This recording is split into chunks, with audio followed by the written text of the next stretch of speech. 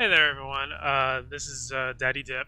I'm going to go over a replay that was requested by MarkMaul in our Discord. Um, Link in the description if you want to try this as well. He had a little trouble with crossbow guilds, but as I pointed out to him, the problem stems a little earlier than that. Than when those three crossbow guilds were actually played. So I'm going to go through his replay now and point out a lot of the errors that not only does he make and his teammate, but also a lot of lower ranked players. So I'm going to try and help everyone to understand where you're going wrong and why that is wrong. Alright, so let's get underway here. So our players are on the left. We got the Ratbow and the Apep. And they're going up against crossbow guilds on the right side.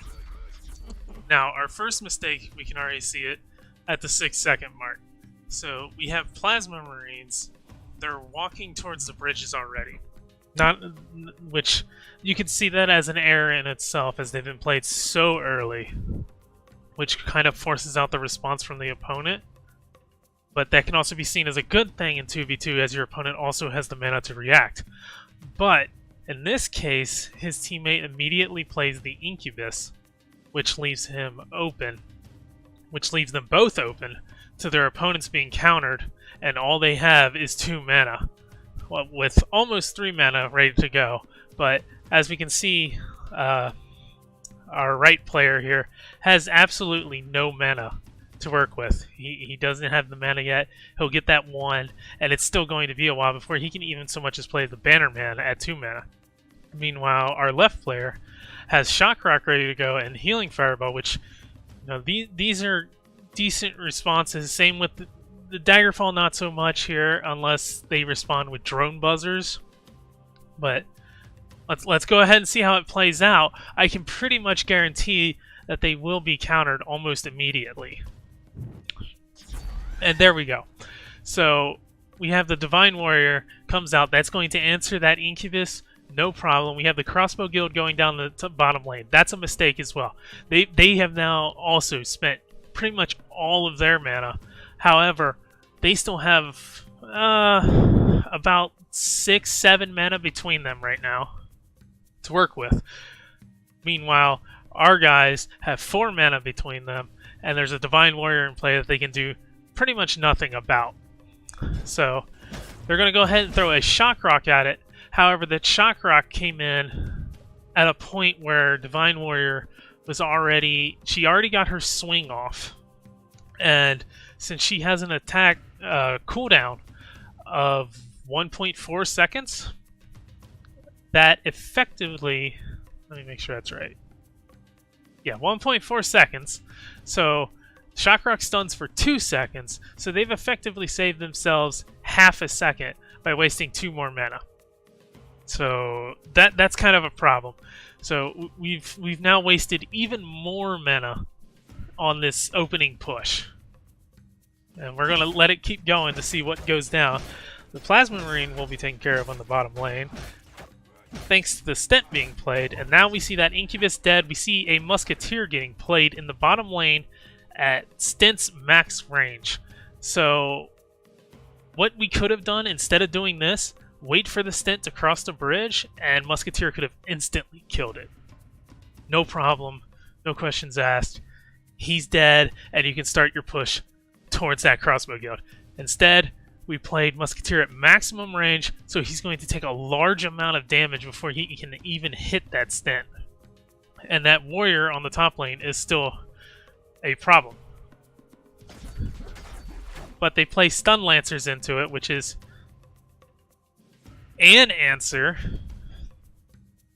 They didn't have much better in their hands, but it's something. But that's now 4 mana up there, and we see a Drone Walker that also got played, which is going to tear up the Stun Lancers fairly quickly, but not quick enough for them to prevent the stun. And now, in that bottom lane, we saw the Musketeer die, And we see an Undying Skeleton come out. We see a Daggerfall pretty much wasted to clean up 2 Crossbow dudes and get a little bit of damage on the guild. Not really helpful.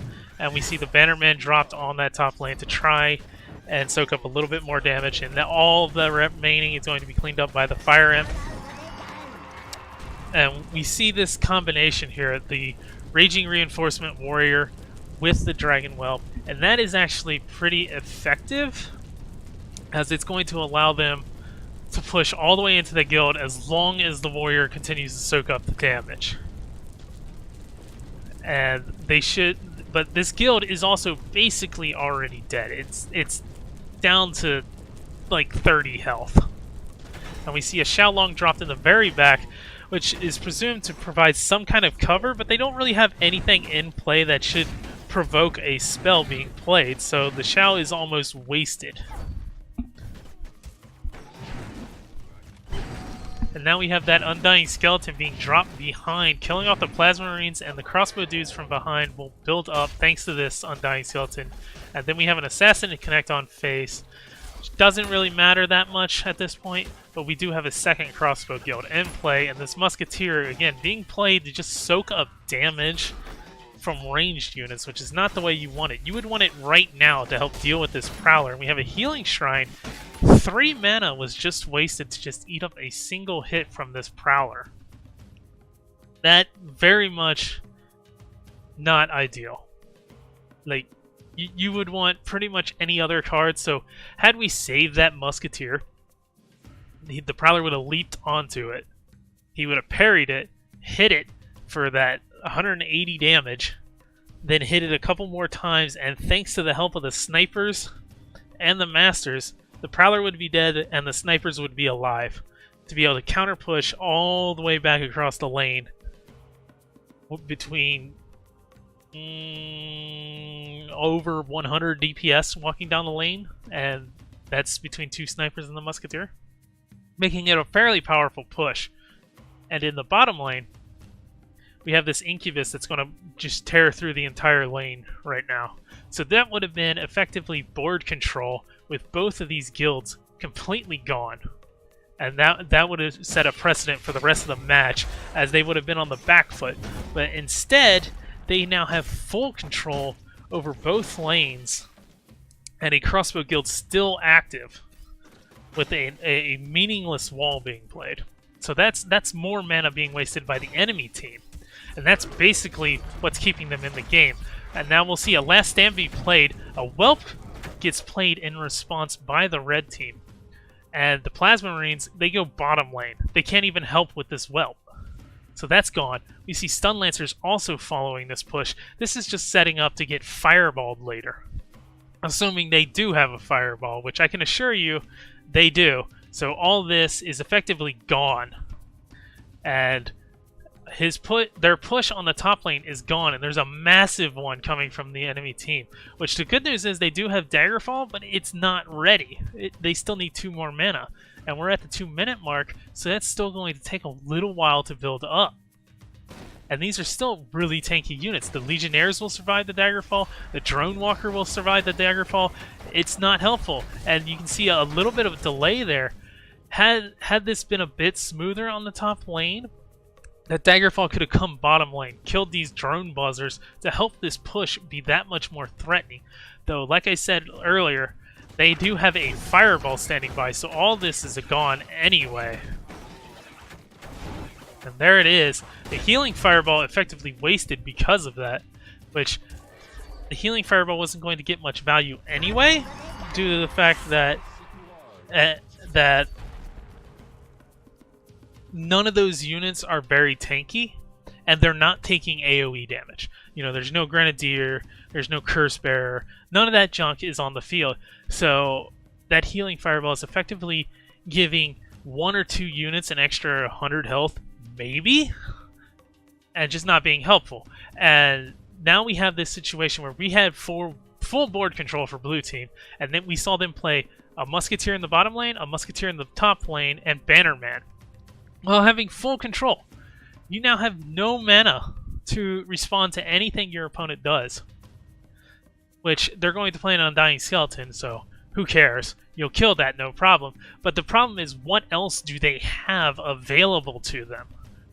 You can't respond to it. You could be saving up for this Colossus right now to make a massive push.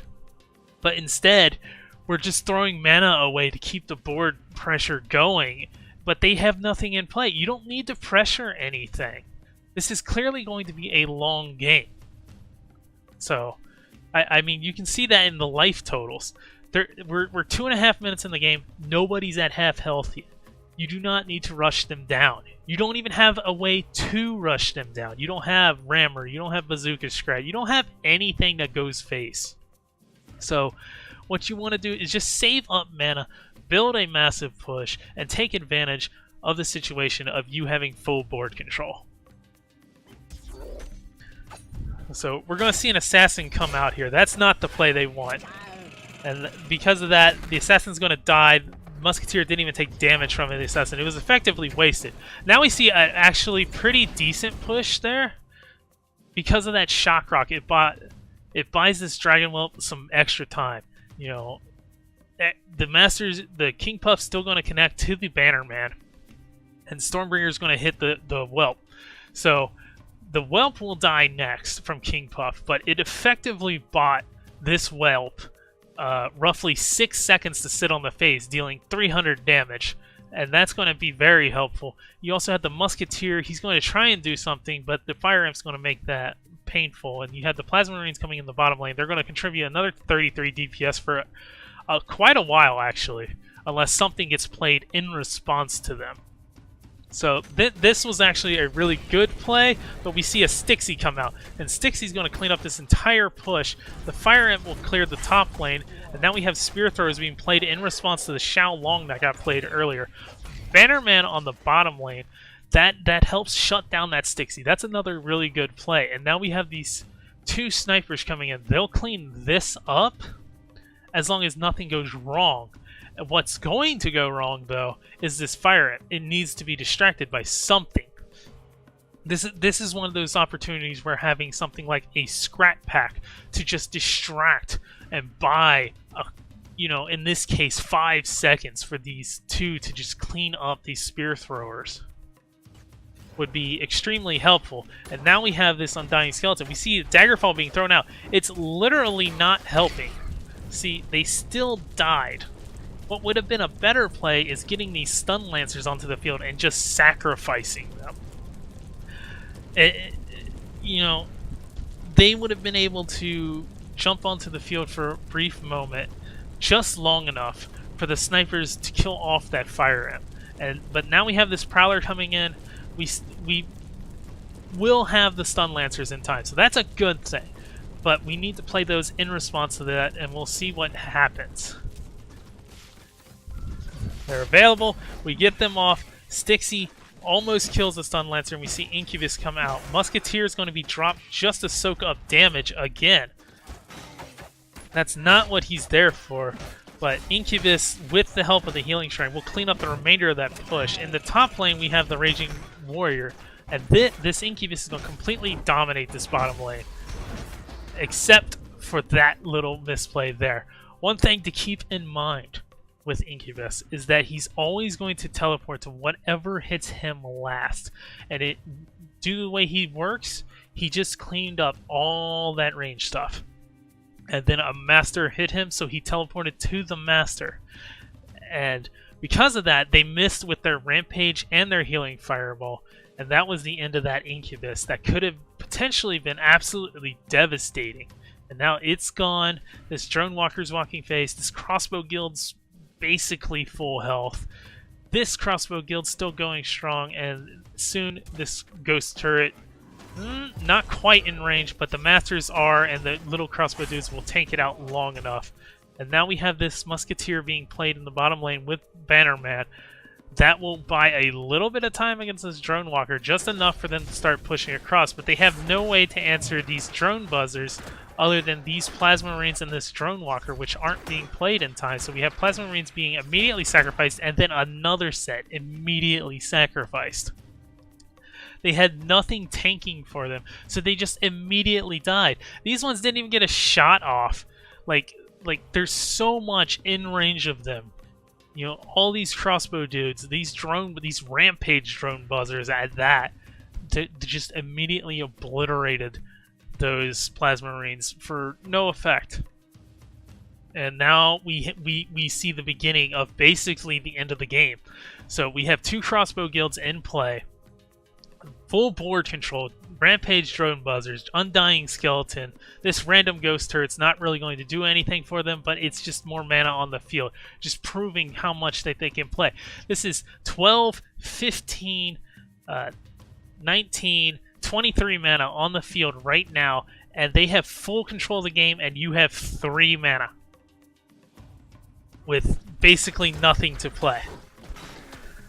And now we have this Divine Warrior coming down with King Puff's buff. Now we'll have a Daggerfall go out. It hits the ghost turret, killing it. No real effect there because you don't have a push going yet.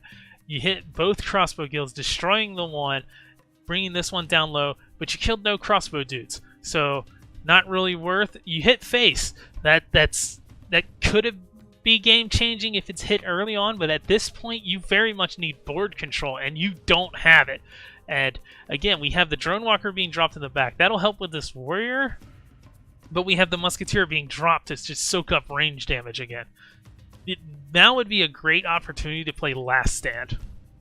So it had the Daggerfall come down here, cleaned up all these crossbow dudes, and then you just throw out a last stand and take control of the board. That would have quite literally been your last stand. But that is not what happened here. And now we have the shield totem. That'll help buy some time, pushes the drone walker a little further back. We have the healing shrine just soaking up a hit from the assassin. Completely unnecessary. The musketeer would have reposted back into it and just killed it immediately. And we have a shock rock going out, trying to protect our dragon whelp. Not enough, though. For starters, it hits a fire imp and 2 spear throwers, while the other 2 just get their free reign, and we still have Stormbringer doing his global shots. The dragon whelp only had 20 health. It's going to die regardless. And all you've done is set up your drone walker now for more death, and you've dropped a healing puff, which it's free, but that doesn't mean you should just throw it out, and we've lost that. So now we have the para snipers, aim squad, whatever they're called, going through. They're going to try and push through this lane, but without a tank, they're going to die. And there goes the first one, and there goes the second one, thanks to Stormbringer. Now we'll have this Undying respawn as we see Stun Lancers being played in the bottom lane, effectively just thrown away, as we have Prowler and Fire Imp. Now the last stand gets played, but there's already a Fire Imp right here. This Fire Imp will have no trouble clearing out this last stand. One throw, it's all gone. And he's already ready to throw. He threw quite a while ago. You've set yourself up for death, basically. So there goes that first Legion there. That Daggerfall kind of helped, but Fire Imp still cleans up everything. And now we have a Musketeer played and immediately killed because he stepped into that Fire Imp's path and took one tick, and then between all the range damage and Stormbringer, he goes down very quickly. And now we have the 3 crossbow guilds in play. This is usually a telltale sign that you've lost the game if your opponent only has 1 crossbow guild. But these 2, I believe they're running a pair of crossbow guilds, if not 3. So, not exactly telltale, but it is a very bad sign, and this is one of the rare opportunities where Magma Storm can do a lot of work. But we don't have it. A beam could do a lot of damage here, but we don't have that either. Our most damaging spell is Daggerfall, which puts us in a very bad situation. We have to find some way to clear the field and have Ratbo Daka this guild here. That would be the ideal situation, but there's no way we're making that happen without having something go through this bottom lane and then Daggerfalling the top lane to clear out everything there and immediately getting the Daka off. But you have to time it so that the guild has just spawned. Otherwise, a new crossbow dude will come out and soak up the Daka, and that sets up the rest of the game for failure. Now once again we have Plasma Marines being dropped immediately into the units. They die off immediately. Musketeer being dropped to soak up damage again, so he just dies. Whelp getting dropped, he just dies. Plasma Marines, they're in range still, so they just die. Xiaolong, same story. Stun Lancers, they can't do anything on their own, so they're just going to die. Everything's gone. Drone Walker, he's gone. Bannerman, not helping anything, just dies. And that is what causes this game to go horribly wrong, right? So, we didn't lose to the 3 crossbow guilds. We lost to the multitude of misplays that came long before then. So, I hope this has been insightful. Try to save up your mana to make big pushes, right? Try to don't play cards that are already in range of your opponent, and understand what your cards do. You know, Musketeer is designed for countering melee units that attack slowly. So playing him to soak up range damage when he's only got 200 health is a great way for him to just end up dead for absolutely no effect. And that's what we saw in that match. Most of the times that Musketeer got played, he just died.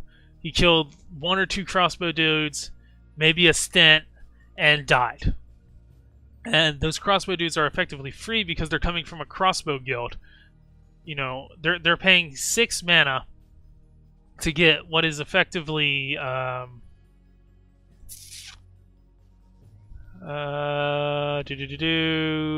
believe it's like 14 crossbow dudes, 15 crossbow dudes. So if you're only killing 2 of them and you're spending 4 mana on that, that is nowhere near effective. You've killed less than 20% of the crossbow dudes coming out of the guilds, and so we need to find a better use for Musketeer and that matchup, and we had it there. You know, there was an assassin, there's a prowler. These are 2 cards Musketeer handles very well if he's played correctly. You know, force out the pounce from the prowler onto the Musketeer's parry. That is a great way to set it up, especially if he's in range of the masters. He'll kill that prowler before it has a chance to leap again. So hopefully, like I said, this has all been very insightful, very helpful, and it can help you guys move out of, I don't know what these 2 in particular are ranked at, but these are the kinds of things that will help you move up the ranks, get into Grandmaster or Diamond or whatever you might aspire to be, and get underway. It's not, you know, their big problem was that crossbow guild, or at least that's what they thought it was. But the crossbow guild is a pretty minor factor due to the fact that it is a win more card, and with the way the game works now, the crossbow guilds are almost always exposed as long as you can get your presence onto their side of the board. And with a mana cost of 6, it generally leaves them vulnerable. In 2v2, this is eased up a little, but you should definitely always make sure that you have an answer for it, some way to get on top of it. You know, the Incubus is an okay card until he gets distracted by the Masters. So you need something else, you know, Beam, heck, a Fireball could be helpful. You know, when they have both crossbow guilds down on either side of the Master, you can throw a Fireball, hit the Master, hit both crossbow guilds, dropping them down to almost half health. And if you time it perfectly, you'll also kill that wave of crossbow dudes. So you've effectively nullified half of both crossbow guilds' value, which is 12 mana with only 4 mana, and that can be seen as a pretty okay use, especially when you combine it with the fact that you did 150 damage to face.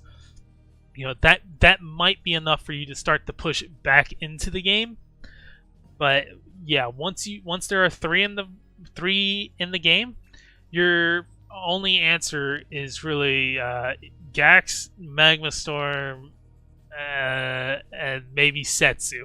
Setsu's blast entries in particular. But depending on a card like Magma Storm is not always ideal due to its random placement. The good news is buildings are pretty big, so it will generally always catch them, and just one hit will be enough. You know, that's 200 damage. It's over half the health of the crossbow guild. That'll be helpful.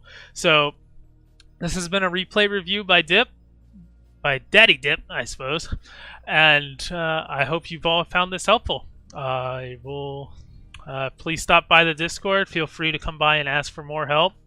And not only will you receive it from me, there's plenty of other pro players up in the Discord. They can all help you out. And I'll see you all next time.